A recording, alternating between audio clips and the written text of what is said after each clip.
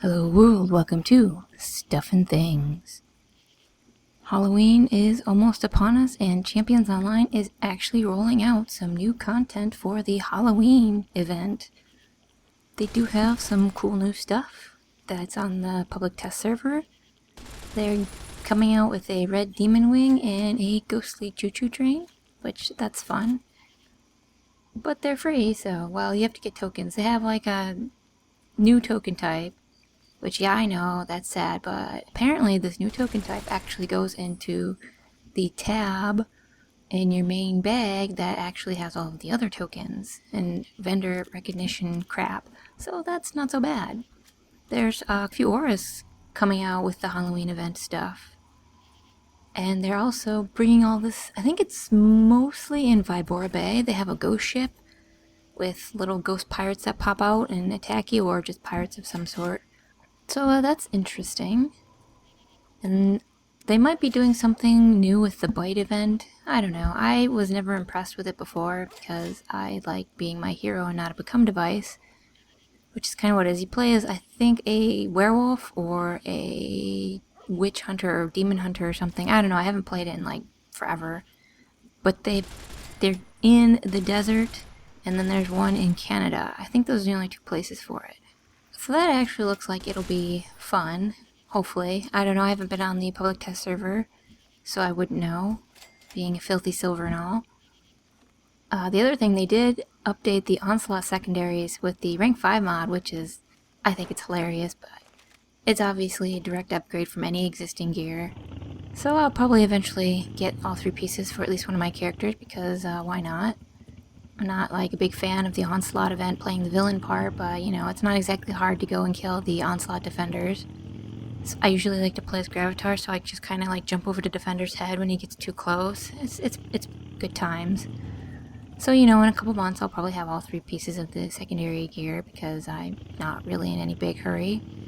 I did switch from Invulnerability from Night Warrior for the Onslaught event, and I'm actually kind of having a hard time deciding if I want to switch back or not.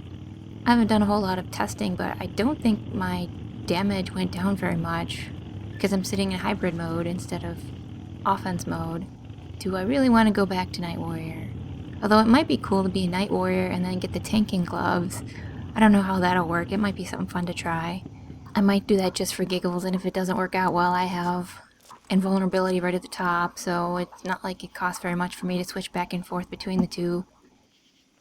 A few of you have been asking me about doing videos for the other premium archetypes, and I'm just going to tell you that it's probably not going to happen.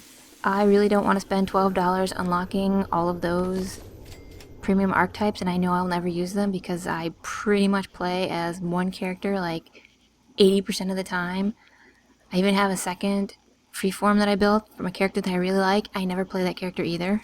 So unless Cryptic wants to find it in their hearts to give me some sort of reviewer access to the premium archetypes, there's no way that I'll ever be reviewing them, most likely.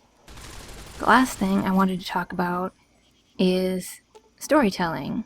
It's something I've been wanting to do for a long time. I like writing, but I kind of want to be able to do writing in a way that's more interesting than just words on the computer screen.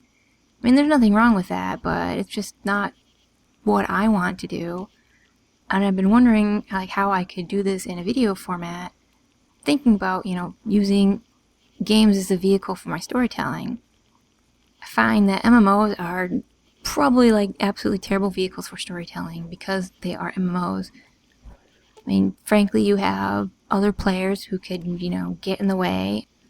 It definitely gives less control over the story, and MMOs being largely heavily theme parked, you're usually pigeonholed into certain constraints within the game. And it's like, well, I can completely ignore the entire lore of the story, but of the game, but that's kind of weird. That just means that it's like, why am I even using this game as a vehicle for storytelling if I'm going to ignore everything the game is? And yes, I know demo record exists, but demo record in Champions is like incredibly fussy and buggy, and it takes all of eternity to make videos, setting up camera angles and crap, and demo record when I could just do things a lot easier in a single player game. And because I've been playing a crapload of Fallout, I was thinking about doing a storytelling series using Fallout as my storytelling vehicle, basically.